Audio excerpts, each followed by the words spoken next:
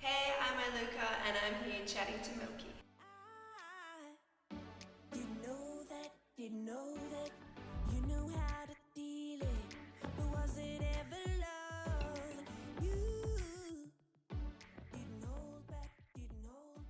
So I think it all started for me when I was a kid. My dad is very musical. He's a songwriter, plays guitar, builds guitars now, and he had a little 12-track recording desk, like a very kind of old school, nothing fancy little desk. And we recorded, I kind of started as, when I was 4 or 5, I used to sit at the piano and bang on the piano and come up with these little nonsensical ditties. And they kind of, I guess, developed into me writing more songs, and I had a little lyric book. And I think we recorded my first track when I was 7 on my dad's little 12-track desk. So at that stage he played all the instruments and I sang and wrote the lyrics, obviously. But I think from then on it kind of became this, I don't know if obsession is the right word, but I've just like been, I guess kind of obsessed with writing songs and melodies and lyrics and being in that studio setup. I love, some people don't like the studio setup, but I love the creation that comes in that environment. And I guess it's because I felt quite comfortable there from when I was quite young. So I think it just kind of developed from there. I think the first album for an artist is such a huge thing, and I think when you get there, you want to be sure of yourself as an artist, you want to have the right team around you, you want to, have all the pieces in place, because you can't release your first album again, you know. So I think it just took a while for me to, find the right team, to find a sound that I wanted to make a whole record around, and to find the right producer. I think for me that was a really big thing, and that did take some time. There was, a lot of conversations with different people, and it never felt quite right until I finally was put into this writing session with this producer who produced the whole record. And we started this collaborative relationship in terms of songwriting, and he was in the world that I saw my music in. And it was only then that I was like, I think it's time. So there was definitely, it was good. I didn't have any deadline that I had a label breathing down my neck or anything saying you need to do it now. It did come quite organically, but I think that was the final piece, was the right producer. Queen of Turbulent Hearts, as the title would suggest, I kind of describe it as like the turbulence of youth and broken hearts, and being, I think I've always spoken about kind of being quite a restless person, in the sense that not anxious, but restless in terms of needing to be constantly evolving, needing to push myself and travel to new places and work with different people. And I think being that kind of personality and constantly needing to be evolving in some way kind of pushes you to live that kind of life, probably a more unconventional life. I think the life of an artist by default is unconventional. It's such a strange existence. But it definitely, a lot of me trying to figure out who I am and who I am as an artist, being alive in the time where we're living in right now is so strange and so turbulent as is. So I think just trying to figure out how to live in this world and be an artist and create and feel like it's worth taking up space. I think I often talk about there's so much, especially in the music world, so much noise, so much music being made, and sometimes it is difficult to feel like what you're doing is cutting through or is enough. So I think it's been my journey of finding it enough just in the creative process and in releasing that to the world. I don't know if that answers the question at all, but definitely just me trying to figure it out and taking always the very messy, left of center road in trying to figure it out. I think at the core of the record, I mean, things are always going to move and evolve, but I think at the core of it, I wanted something big and expansive sounding, and I wanted to be able to tell stories through the song. So I wanted the songwriting to be really strong, the lyrics, that was like the core of the record, and I always tap into, I'm always inspired by this nostalgic sound, which I really wanted to draw on that without making it sound like throwback. I think I'm a very nostalgic person, so I think I always lean towards that sound naturally. So definitely songwriting an expansive sound and something a little bit nostalgic, and I think from there it just kind of grew and evolved and into whatever it is, whatever it is now. I think it's just been kind of a natural progression because I started so young and I've got a recorded body of work since I was very, very young. It's been really fascinating to trace my sound.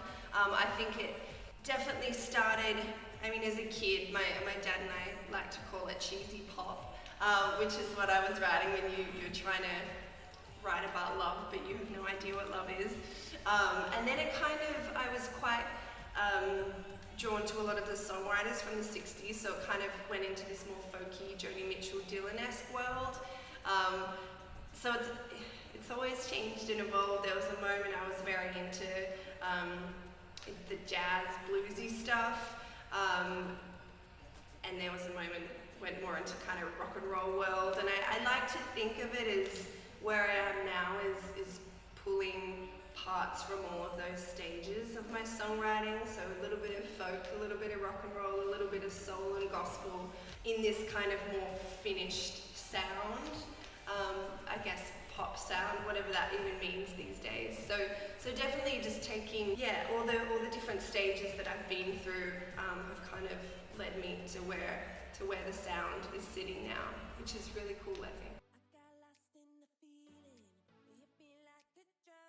In terms of the songwriting and collaborating, I think this was the first record that I have a lot of co-writes with people, and it was the first time I started exploring that world. I think before, in my releases leading up to that, songwriting was always a very solitary thing. I, sat in my bedroom on my own and worked through a song on my own. And then I think spending a lot of time in the US, in Nashville and LA especially, and working with a lot of different writers there, I think it really pushed me into seeing songwriting as something different from what I had originally thought it was, and something that was a lot more collaborative, and something that you meet someone and it can still be your story, the song, but they push you to think about it in a different way, or kind of just pull out the little bits of that story that you wouldn't have found on your own.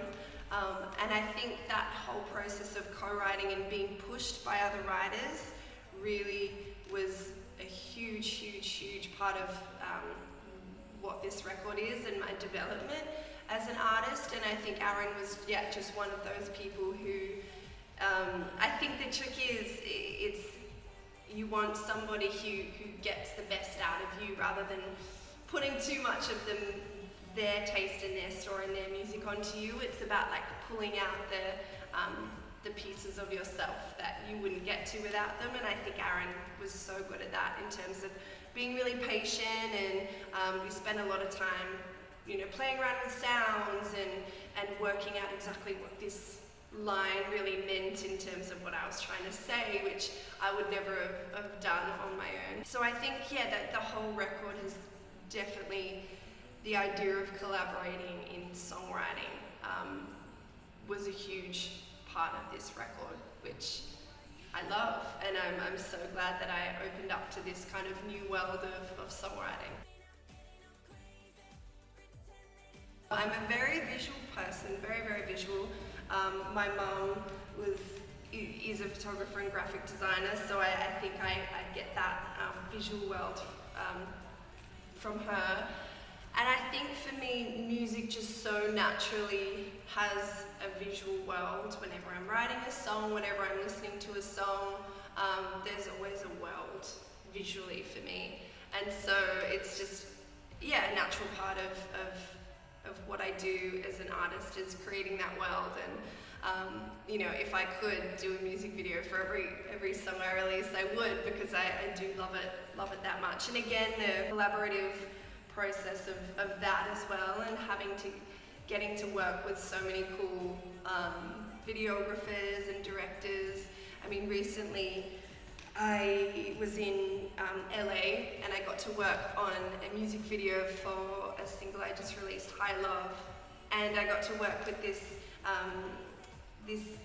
artist that I've loved for years and years and years. Her name's Sarah Heisman, and we kind of had spoken about working together, and we ended up going into the middle of the desert in Death Valley in California and making this music video on a full moon, and it was just like one of the most magical experiences because I got to bring this visual to life with another person who happened to be one of my favorite artists. So yeah, it's a very big part of what I do.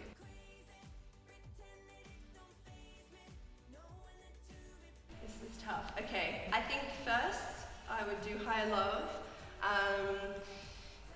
Second, I would do Into the Fire. Number 3, what would number 3 be?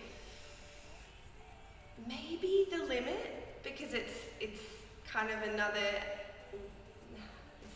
piece of the sonic puzzle of this record, I think. Yeah, those 3.